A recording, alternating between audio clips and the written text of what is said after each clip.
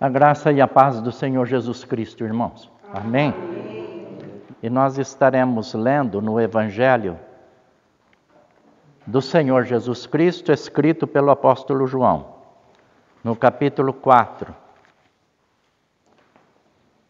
Leremos os versos 23 e 24. Mas a hora vem, e agora é, em que os verdadeiros adoradores adorarão o Pai em espírito e em verdade, porque o Pai procura a tais que assim o adorem.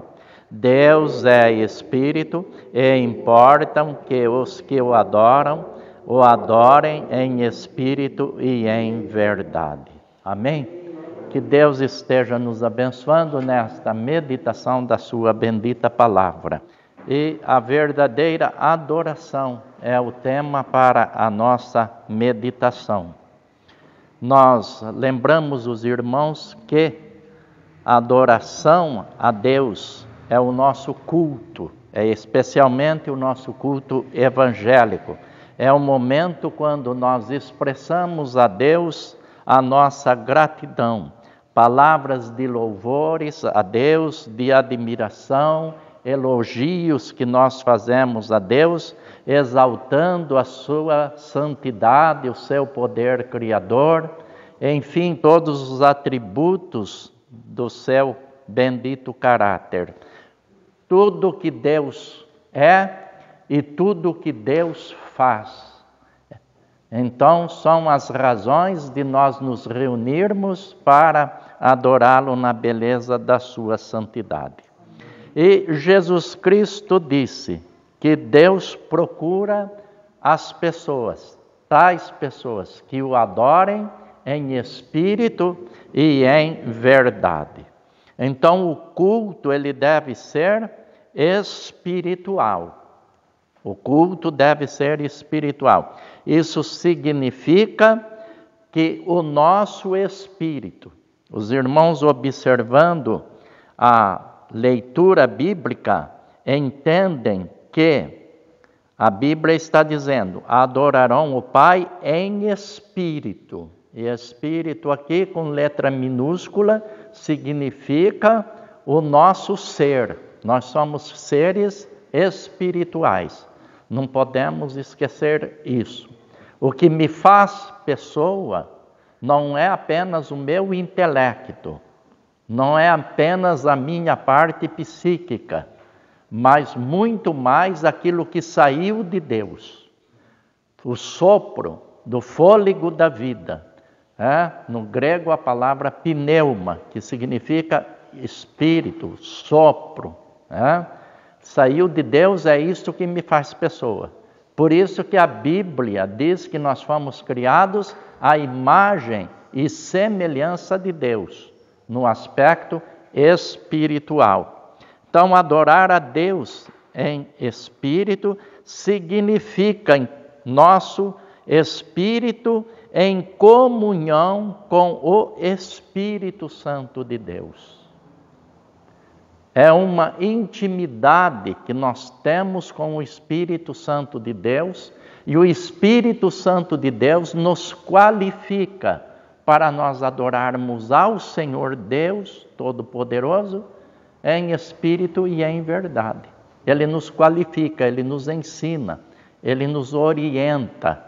A Bíblia diz lá em João 16, no versículo 14, é interessante nós lermos esta palavra para nós entendermos melhor o papel do Espírito Santo na vida da igreja, em nossas vidas, porque a igreja somos nós. Nós que cremos no Senhor Jesus Cristo, nós somos a igreja. Então, em João 16, versículo 14... A Bíblia, falando sobre a vinda do Espírito Santo, Jesus disse assim: Ele me glorificará, porque há de receber do que é meu, e vou-lo-á de anunciar. Agora, nós entendemos que o Espírito Santo tem a função de glorificar a Jesus Cristo. Ele me glorificará. Agora, como o Espírito Santo vai glorificar o Senhor Jesus? Ele vai glorificar através da igreja. Ele vai glorificar através das nossas vidas. Ele vai glorificar ao Senhor Jesus Cristo e a Deus, nosso Pai, através dos nossos louvores, do nosso estilo de vida, do nosso bom caráter, do nosso compromisso com Deus, e com o seu povo. Então, o meu espírito, junto ao Espírito Santo, eu torno-me então qualificado para esse momento da adoração. Ele é o agente de Deus para a nossa santificação. Ele é o agente de Deus para a nossa transformação e o nosso crescimento espiritual. Nós não podemos nos esquecer destas verdades. Nós não podemos nos esquecer que, quando cremos no Senhor Jesus Cristo, quando nós aceitamos a bendita palavra, e a palavra aqui também ela tem dois aspectos, não só a palavra no aspecto de escritura sagrada, mas a palavra que é o Senhor Jesus. Porque João inicia o seu evangelho dizendo que no princípio era a palavra, e a palavra estava com Deus, e a palavra era Deus. E a palavra humanizou-se, se fez carne e veio habitar entre nós. E vimos a sua glória, como a glória do unigênito do Pai. Então, através desta bendita palavra, o Espírito Santo de Deus nos transforma, nos santifica. Em João 15:3, Jesus Cristo também disse: vós já estáis limpos pela palavra que eu vos tenho falado. Então, ele é o agente de Deus para, através da palavra, ele habitando em nossos corações. Eu gosto de João 14:23, porque lá o Senhor Jesus Cristo disse: se alguém me ama, meu Pai o amará e guardará a minha palavra. E viremos para ele e faremos nele morada. Então, como pode acontecer isso? De Deus vir fazer morada em mim, Deus vir fazer morada em você, através do poder do seu Espírito Santo, que junto ao nosso espírito ele passa a habitar o nosso ser.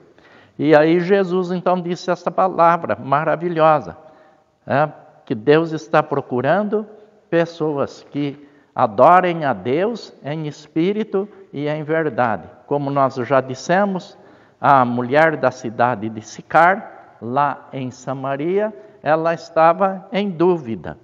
Onde que é o lugar de adoração? É em Jerusalém ou é aqui no Monte Gerizim? Aí Jesus disse: nem lá e nem cá. Nem no Monte Gerizim, nem em Jerusalém. Mas os verdadeiros adoradores adorarão ao Pai em espírito e em verdade. Isto acontece através da igreja.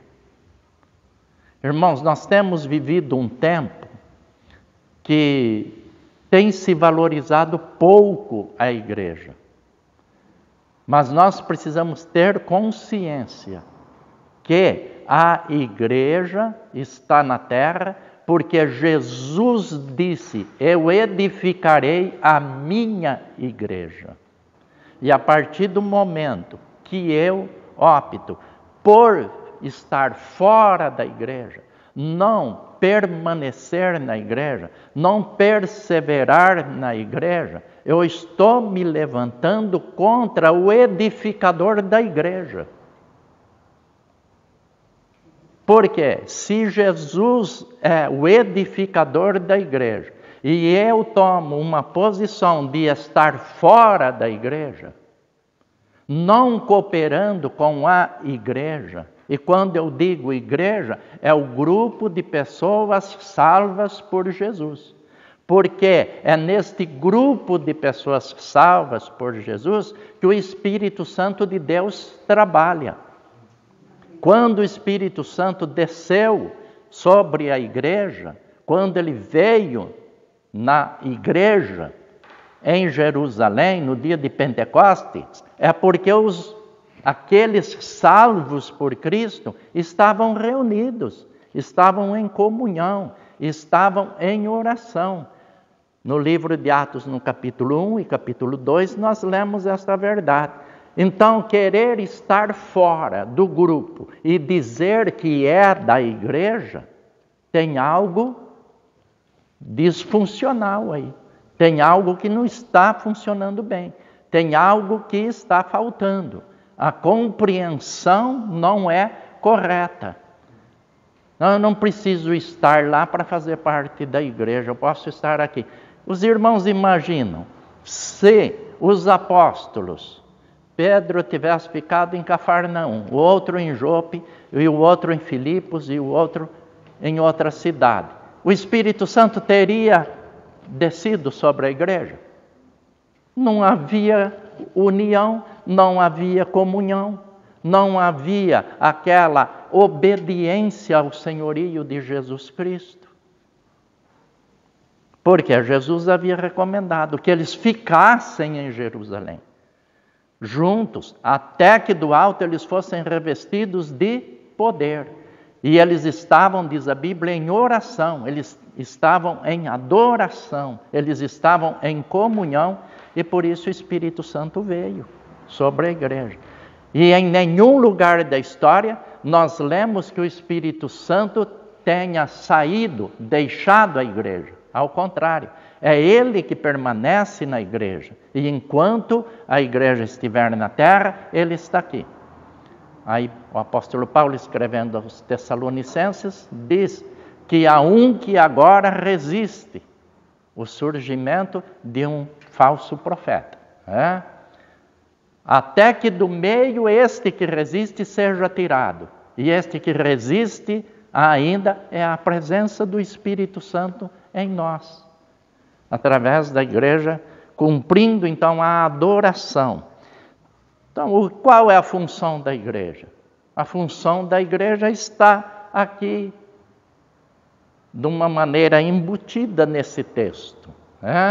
Está aqui, implícita. Implícita, ela está aqui, a função da igreja, ou as funções. É adorar a Deus em espírito e em verdade e ajuntar adoradores. Porque a Bíblia está dizendo, porque o Pai procura tais que assim o adorem. Então a igreja, ela deve estar adorando e procurando adoradores. Por isso o Senhor Jesus nos deu a missão da evangelização. Mas o Senhor Jesus Cristo disse também, adorar em espírito e em verdade. Em verdade. Todos nós temos conceitos, ou um conceito no singular, de verdade. Todos nós sabemos, e Jesus falou aqui em João 8,44, quem é o pai da mentira? É o diabo. Agora, Jesus também disse que quem é a verdade? Ele mesmo. Ele disse, eu sou o caminho, a verdade e a vida. E era comum Jesus usar a expressão, em verdade vos digo. É comum nós encontrarmos no Novo Testamento, especialmente nos Evangelhos, esta bendita palavra. Em verdade vos digo. Por quê? Porque Ele é a verdade. Então, a verdade, eu aprendo que ela deve ser integridade do nosso caráter nessa adoração.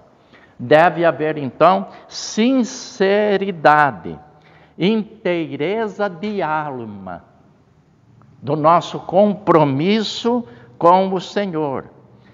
A verdade, ela lança fora a parcialidade.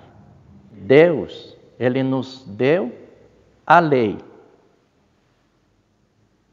E por 1500 anos, nenhum ser humano conseguiu guardar a lei. Exatamente no primeiro quesito da lei, que é o quê? Adorar o Senhor nosso Deus de todo o nosso coração. Nenhum ser humano conseguiu adorar a Deus de todo o coração. Isto é, em verdade, com integridade, com inteireza, com sinceridade, com pureza. Nenhum. Aí o único que conseguiu foi Jesus Cristo, que se humanizou. E quando ele se humanizou, então Deus nos revelou a sua graça, a sua misericórdia. Porque foram 1500 anos de história. 1500 anos, especialmente a nação judaica, vivendo sob a orientação do Decálogo, dos 10 mandamentos. Mas ninguém conseguiu cumprir. O primeiro mandamento já ficou a desejar. Então Jesus vem e cumpre por nós todos os mandamentos. Jesus teve a coragem, assim dizendo, de perguntar às pessoas que estavam ali próximas a ele, e com certeza uma multidão: quem dentre vós me convence de pecado, ou me acusa de algum pecado? E ninguém pôde levantar a voz ou o dedo para apontar alguma falha na pessoa de Jesus Cristo. Jesus Cristo não cometeu pecado, diz o apóstolo Pedro escrevendo na sua primeira carta aqui. Jesus nunca cometeu pecado, nem na sua boca se achou engano. Por quê? Porque ele é a verdade. Então nós, quando adoramos a Deus em verdade, significa com inteireza de alma, repito, sem parcialidade, sem fingimentos. Jesus é a verdade que nos conecta ao Pai. A adoração a Deus deve ser por meio do Espírito Santo e em nome do Senhor Jesus Cristo. Por que em nome do Senhor Jesus Cristo? Porque a Bíblia diz que Ele é o único mediador entre nós e Deus, nosso Pai. Então nós não podemos nos dirigir a Deus confiados em outros mediadores ou medianeiras. Por quê? Porque há um só Deus e um só mediador entre Deus e os homens, Jesus Cristo, homem. Aí nós precisamos cuidar do aspecto que hoje é muito comum no meio religioso, a idolatria. A idolatria. Nós temos um cristianismo hoje contaminado. Um cristianismo contaminado com o paganismo. Por quê? Trouxeram muito do paganismo para dentro do cristianismo. E existe um movimento chamado protestante, evangélico, protestante, crentes em Jesus Cristo, que trabalham pregando a palavra de Deus com o objetivo de libertar o cristianismo do paganismo que foi infiltrado. Então, nosso objetivo é resgatar esta verdade, que Jesus Cristo é. Ele é a verdade.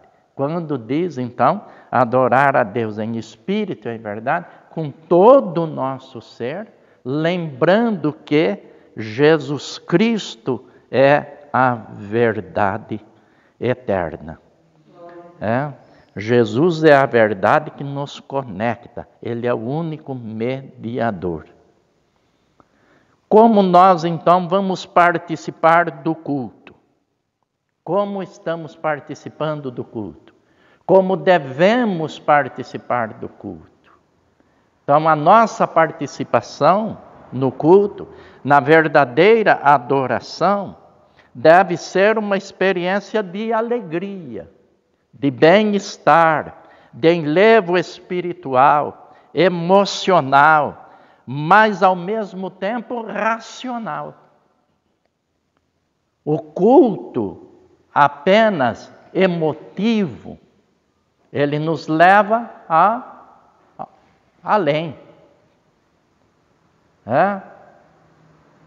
E o culto somente racional, ficamos aquém. Por quê? A emoção nos leva a extrapolar. Os irmãos sabem disso. No momento de emoção, a gente chora. No momento de emoção, nós gritamos. No momento de emoção, nós extrapolamos os limites. Por isso que Paulo diz que nós precisamos adorar como? Lá em Romanos 12, é um texto muito conhecido, que nós falamos frequentemente.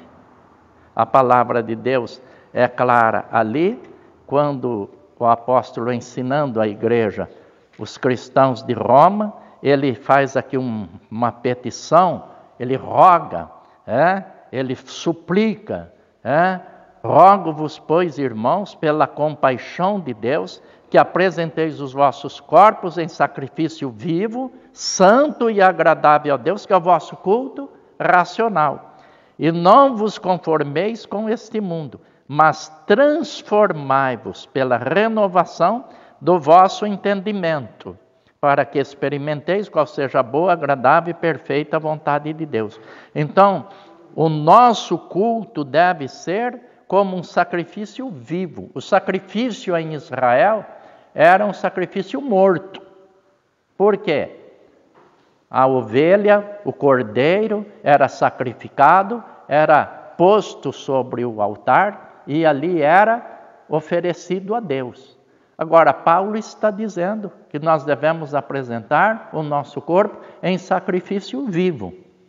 E aí há um escritor evangélico que diz, aí é que está a dificuldade, porque o sacrifício vivo não quer permanecer sobre o altar. Então entra essa luta.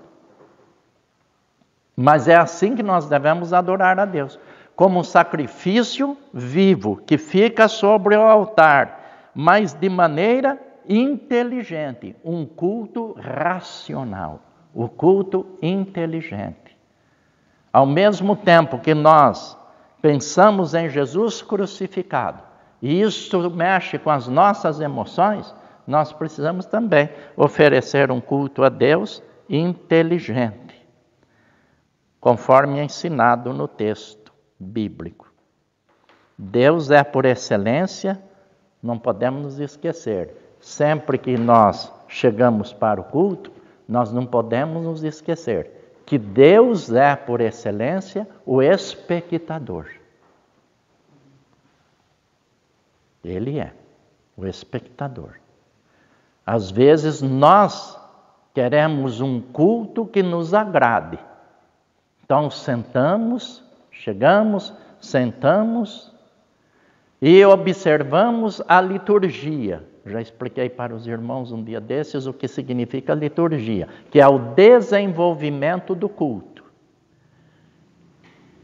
Terminado, nós falamos, maravilhoso culto, uma palavra abençoada, era o que eu precisava ouvir, era o que eu necessitava ouvir.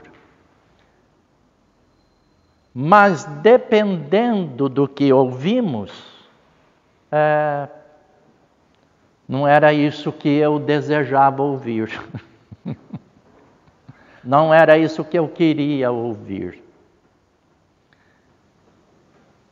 Então nós temos que ter esse cuidado, essa cautela. O espectador é Deus e o adorador sou eu. E a partir do momento que eu chego para o templo para adorar a Deus, Senhor, eu estou aqui, com inteireza de alma, de todo o meu coração. Fale ao meu coração, ensina-me a tua vontade. Se houver necessidade, Senhor, de me mostrar onde eu estou errando, fale comigo. E então, como bom filho, eu vou aceitar a correção. A correção. E vou então buscar a direção do Espírito Santo para o meu viver.